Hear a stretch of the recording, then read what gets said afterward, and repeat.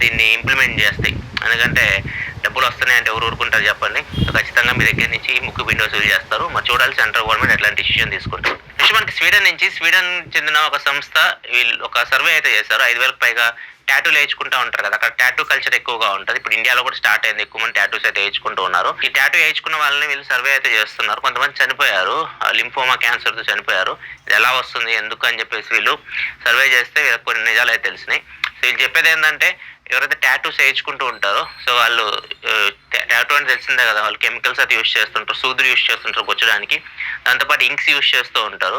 Black, red colours colour రావడానికి కలర్‌లో ఏస్తూ ఉంటారు టాటూస్. కొన్ని టాటూస్ మీకు కలర్‌ఫుల్‌గా అనిపిస్తుంటే కొన్ని టాటూస్ బ్లాక్ అండ్ వైట్ కనిపిస్తూ ఉంటాయి కదా!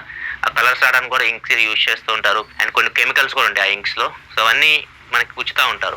దీనివల్ల ఏమవుతుందంటే ఇవి గుచ్చినప్పుడు మనకి శరీరంలో లింఫ్ నోడ్స్ అని ఉంటాయి. లింఫ్ నోడ్స్ అంటే అవి మన ఇమ్యూనిటీ సిస్టమ్ అనమాట. మన శరీరాన్ని ఇన్ఫెక్షన్స్ నుంచి కాపాడుతూ ఉంటాయి. బ్యాక్టీరియాస్ నుంచి వాటి నుంచి కాపాడుతూ ఉంటాయన్నమాట. వీళ్ళెళ్లి వాటిని గుచ్చుతా ఉన్నారు. ఈ గుచ్చడం వల్ల ఈ కెమికల్స్ వల్ల ఏమైద్దంటే నార్మల్ టాటూ ఏయించుకోని వ్యక్తికి, వేయించుకున్న వ్యక్తికి డిఫరెన్స్ మీకు ఇక్కడ కనిపిస్తుంది చూడొచ్చు. ఈ లింఫ్ నోడ్స్ అనేవి ఏయించుకోని వ్యక్తికి గ్రీన్ కలర్‌లో మొత్తం గ్రీనిష్‌గా కనిపిస్తా ఉన్నాయి. ఏయించుకున్న వ్యక్తికి ఏమైద్దంటే అవి కొద్దిగా కలర్ మారిపోయి అవి ఇంకా పనిచేయవనమాట. అవి ఉబ్బిపోయి అట్లా ఆగిపోతాయి. పనిచేయవు అవి. అవి మీకు రోగనిరోధక శక్తికి వీటికి ఏమి ఉపయోగపడవు. అండ్ దీనివల్ల వీళ్ళకి లింఫోమా క్యాన్సర్ కూడా వస్తూ ఉంది. సో ఇట్లా కొంతమందికి ఇదైతే వస్తుంది టాటూస్ వల్ల. ఇండియాలో అయితే కొంతమందికి టాటూస్ వల్ల హెచ్ఐవీ కూడా వచ్చింది. కొన్ని రిపోర్ట్స్ కూడా ఉన్నాయి హెచ్ఐవీ వచ్చినట్లు. రీజన్ ఏందంటే టాటూస్ ఏయించుకున్నప్పుడు వీళ్ళు గుచ్చుతుంటారు కదా! పిన్స్ ఉంటాయి కదా!